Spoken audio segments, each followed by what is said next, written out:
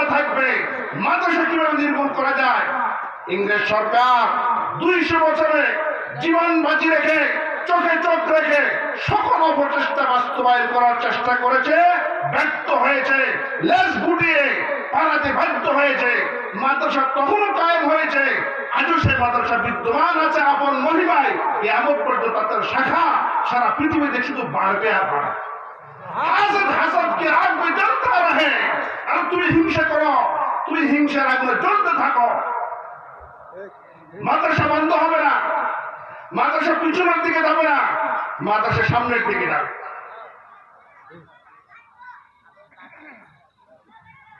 ये नूर हमेशा चमका है, बराबर चमकेगा। इमदाद रशीद अशरफ का ये कुलजुम इरफा फैलेगा, तावुसात इनका फैलेगा, ये नूर बराबर चमकेगा।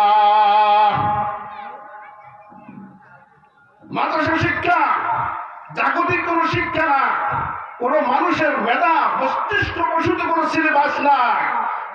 মাদ্রাসা শিক্ষা অন্তপ্রান্ত নূর, নূর নূর, আলো আলো আলো আলো।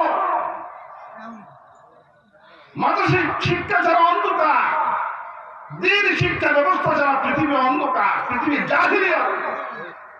পৃথিবীর মধ্যে সবকিছু থাকবে, মাদ্রাসা যখন থাকবে না, এই পৃথিবী আর জাহিলিয়াতের পৃথিবীর মধ্যে বিন্দু মাত্র পার্থক্য। এজন্য রশিদ আহমদ গঙ্গোহী, হুজ্জাতুল ইসলাম কাসেম নানতুবি রহমতুল্লাহি আলাইহি কওমি মাদ্রাসার শিক্ষা সিলেবাস তৈরি করার পরে আল্লাহর উপরে ভরসা রেখে চ্যালেঞ্জ করে বলেছিলেন, একটা কথা বলে যায়, লর্ড ম্যাকেল ভারতে মানুষের মেধা এবং মস্তিষ্ক প্রসূত যে ইংরেজি নিসাবে তালিম শিক্ষা সিলেবাস তৈরি করেছে, সে বলেছে এই অঞ্চলের মানুষ আমার সিলেবাসে লেখাপড়া করলে কথা বলবে হিন্দিতে, উর্দুতে, বাংলাতে, কিন্তু চিন্তা চেতনায় হবে ব্রিটিশ, চিন্তা চেতনায় হবে ইংরেজদের মতো। হযরত কাসেম নানতুবি রহমতুল্লাহি আলাইহি বলেন, আমি এমন এক মাদ্রাসা শিক্ষা কাঠামো, শিক্ষা সিলেবাস তৈরি করে দিলাম, যে শিক্ষা সিলেবাস অনুযায়ী যদি কোনো এলাকায়, কোনো মহল্লায়, কোনো পাড়ায়, কোনো শহরে, কোনো নগরে, কোনো দেশে, কোনো বিদেশে কোন ছাত্রকে, শিক্ষার্থীকে শিক্ষা দেওয়া হয়, পাঠদান করা হয়, শিক্ষিত করা হয়, তো সে কথা বলবে ইংরেজিতে, কথা বলবে ফার্সিতে, কথা বলবে আরবিতে, কথা বলবে হিন্দিতে, কথা বলবে বাংলাতে, কিন্তু তার মন মেজাজ মস্তিষ্ক হবে মদিনাওয়ালা মুহাম্মদুর রাসূলুল্লাহ সাল্লাল্লাহু আলাইহি ওয়াসাল্লাম। আমার ভাইরা দোস্ত আমার, এজন্য আল্লাহ পাক রব্বুল আলামিন কোরআনের কারীমের মধ্যে কি বলছেন, ইয়ারফা'িল্লাহুল্লাযীনা আমানু মিনকুম ওয়াল্লাযীনা উতুল ইলমা দারাজাত। উতুল ইলমা দারাজাত, আল্লাহ তাআলা ইলম যাদেরকে দান করেছেন তাদের মর্যাদা কত উচ্চতায় দুনিয়ার কোন মানুষকে বোঝানো আমার দ্বারা সম্ভব না। আল্লাহ নবী বলেন, ক্বালা রাসূলুল্লাহ সাল্লাল্লাহু আলাইহি ওয়াসাল্লাম, লা হাসাদা ইল্লা ফিসনাতাইনি, রাজুলুন আতাহুল্লাহু মালান ফাসাল্লাতাহু আলা হালাকাতিহি বিল হক। আল্লাহ পাক এক ব্যক্তিকে ধন সম্পদ দান করেছেন, অকাতরে ধন সম্পদ থেকে আল্লাহর পথে দান করে। ওয়া রাজুলুন আতাহুল্লাহুল হিকমা ফাহুয়া ইয়াকদি বিহা ওয়া ইউআল্লিমুহা। আল্লাহ তাআলা তাকে ইলম দান করেছেন, ইলম অনুযায়ী সে আমল করে, ইলম অনুযায়ী মানুষকে আল্লাহর দ্বীন শিখায়, ইলম অনুযায়ী অন্যকে ইলম শিক্ষা দেয়, ইলম অনুযায়ী বিচার করে, মীমাংসা করে, ফয়সালা করে। قال رسول الله صلى الله عليه وسلم لن يشبع مؤمن حتى تكون منتهاه الجنة। কোন মুমিন খায়ের বা কল্যাণ অর্জন থেকে অতক্ষণ পর্যন্ত বিরত হবে না, বিরত হতে পারে না, যতক্ষণ পর্যন্ত তার চূড়ান্ত সফলতার ময়দান, সফলতার জায়গা জান্নাত পর্যন্ত যেতে না পারে। আমার ভাইরা দোস্ত, আবার মাদ্রাসা শিক্ষার লাভের কথা ঘন্টার পর ঘন্টা বললে শেষ হবে না, কিন্তু বলার জন্য বলা নয়, মানার জন্য বলা, আনুর জন্য বলা। দুনিয়াতে লাভ, মৃত্যুর সময় লাভ।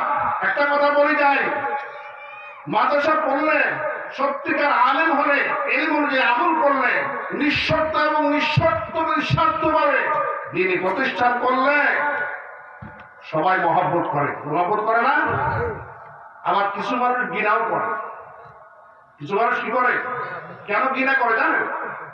কারণ আল্লাহ তাআলা যে আলেম তাকে দায়িত্ব দিয়েছে এটা বলার জন্য, সুধারামিটা বলো, না বললে তুমি কমিটির ইমাম, তুমি দলের আলেম, তুমি সমাজের আলেম হয়ে যাবে, তুমি ইনসাফ পছন্দ আলেম হতে হলে সুধারামিটা বলতে হবে, ঘুষ হারাম বলতে হবে, চুরি হারাম বলতে হবে, দুর্নীতি হারাম বলতে হবে, বেপরদা হারাম বলতে হবে। এখন যারা পর্দা করে না, আলেমকে পর্দার কথা বলে, ওই লোকগুলো আলেমকে ঘৃণা করে। ঠিক না ভাই?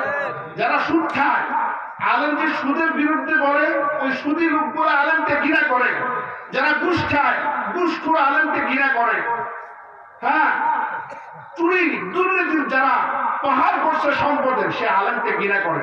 তার ঘৃণার দ্বারা তার ক্ষতি হবে না, আলেমের ক্ষতি হবে। তার কি ক্ষতি হবে জানেন? হাদিস শরীফের মধ্যে মফহুম আছে, কোন মানুষ যদি কোন হক্কানি রব্বানি আলেমকে ঘৃণা করে, তাহলে সম্ভাবনা আছে মৃত্যুর সময় বেকার হয়ে মারা, ঈমান হারা হয়ে মারা যাবে। আমার ভাইরা, একজন মানুষ চুরি করে, সে যদি মনে করে যে আমি অপরাধী, আমি চোর, আমি শাস্তির যোগ্য, তাহলে কিন্তু কাউকে ঘৃণা করে না, আলেম চুরির ব্যাপারে সতর্ক করে, আলেমকে ঘৃণা করে না, তাহলে সে বেঈমান হয়ে মারা যাবে না, সে অপরাধী। কিন্তু যদি ঘৃণা করে, তাহলে আলেমকে ঘৃণা করার কারণে, ওলামায়ে কেরামকে ঘৃণা করার কারণে, ওলামায়ে কেরাম যে প্রতিষ্ঠান তৈরি হয়, প্রতিষ্ঠানকে ঘৃণা করার কারণে বেঈমান হয়ে মারা যাওয়ার সম্ভাবনা আছে। সতর্ক হয়ে যান, সাবধান হয়ে যান। আমার ভাইরা, দোস্ত আমার, হযরত মুসা আলাইহিস সালাম রাস্তা দিয়ে যায়, দেখে কবরে আযাব হতেছে। তাফসীরে কাবীরের মধ্যে ঘটনা আছে। হ্যাঁ, আসার সময় দেখে আযাব নাই। মুসা আলাইহিস সালাম আল্লাহ পাকের জন্য কদর পয়গম্বর ওহী আসে, তখন আল্লাহ পাকের সাথে ডাইরেক্ট কথা হয়, আযাব কেন নাই? তো রিওয়ায়াতের মধ্যে আছে, ওই কবরওয়ালা মৃত ব্যক্তিরা যখন মারা যায়, তার স্ত্রীর গর্ভে সন্তান ছিল, সন্তান পয়দা হয়েছে, ভূমিষ্ঠ হয়েছে, বড় হয়েছে, মক্তবে পড়া শুরু করছে বিসমিল্লাহির রহমানির রহিম। আর বিসমিল্লাহ তাওরাতের মধ্যে আছে, কোরআনে কারীমের অনেক বিধান তাওরাতের মধ্যে ছিল। বিসমিল্লাহির রহমানির রহিমের মধ্যে 19টা অক্ষর আছে। যে ব্যক্তি বিসমিল্লাহির রহমানির রহিম পড়বে, হ্যাঁ, রিওয়ায়াতের মধ্যে আছে দুজকের মধ্যে 19 জন ফেরেশতা আছে। ওই ফেরেশতাগুলো ফায়ার প্রুফ থাকে দুজকে, কিন্তু আগুন লাগে না। আরে ভাই, সাগরে চলে কিন্তু পানি লাগে না, আছে না এরকম? তো এটা বুঝেন না কেন? হ্যাঁ, তো বিসমিল্লাহর বহু আমল আছে। যে ব্যবসায়ী, সে যদি চায় ব্যবসায় উন্নতি করতে, দৈনিক আগে পরে 10 বার দরুদ শরীফ পড়েন, 800 বার বিসমিল্লাহ পড়েন। যে চাকরিজীবী, ইজ্জত সম্মানের জন্য বিসমিল্লাহ পড়েন। যে কৃষক, কৃষি কারবারের মধ্যে উন্নতির জন্য বিসমিল্লাহ পড়েন, তবে সহি শুদ্ধ করে পড়েন। সহি শুদ্ধ কোথায় শিখায়? বিসমিল্লাহির রহমানির রহিম বললে হবে না, বিসমিল্লাহির রহমানির রহিম। তো ওই যে ইয়েতিম ছেলেটা বড় হওয়ার পরে রহমান রহিম মানে পরম দয়ালু, অত্যন্ত দয়াবান, মেহেরবান। আল্লাহ পাক ডাক দিয়া বলে, লোকটার ছেলে পড়তেছে রহমান রহিম, তার বাবুর কবর যদি আযাব দেই, তাহলে আমার রহমত যাবে কোথায়? যাও, আযাব বন্ধ করে দাও। কবরের মধ্যে লাভ হয়েছে না হয় নাই? হাসরের মাঠে লাভ হবে কি হবে না? হবে, হবে। হাসরের মাঠে আপনি যদি আলেমকে মহব্বত করেন, ওই যে আল্লাহ পাকের নিকটে যারা আলেম, আল্লাহ পাক তো বলবেন আমতাজুল ইয়াওমা আইয়ুহাল মুজরিমুন, পৃথক হয়ে যাও। এরপর আবার বলবেন, তোমাদের মধ্যে যারা আল্লাহর নিকট আলেম, আল্লাহর খাতায় যারা আলেম, অর্থাৎ নিঃস্বার্থভাবে দ্বীনের খেদমত করেছ, আল্লাহ পাকের নবীর প্রতিনিধিত্ব করেছ, তারা পৃথক হয়ে যাও। তোমাদের অন্তরে ইলম দিয়েছিলাম, সিরে ইলম দিয়েছিলাম, তোমাদেরকে জাহান্নামের আগুনে জ্বালানোর জন্য নয়, তোমরা যে জান্নাতে চলে যাও।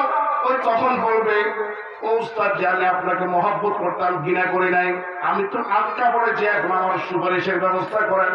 এজন্য বললাম, মানসিক শিক্ষার দ্বারা দুনিয়াতেও লাভ, কবরের মধ্যেও লাভ। মৃত্যুর সময় ইমান, হাসরের মাঠেও লাভ, জান্নাতের মধ্যে লাভ হবে। আল্লাহ তাআলা মাদ্রাসা শিক্ষার গুরুত্ব তাৎপর্য আমাদেরকে বুঝে সে অনুযায়ী অত্র এলাকার এই প্রতিষ্ঠানটাকে সকলে বুঝে নেওয়া এবং গড়ে তোলার তৌফিক দান করেন। আমিন। ওয়া আখিরু দাওয়ানা আলহামদুলিল্লাহি রাব্বিল আলামিন।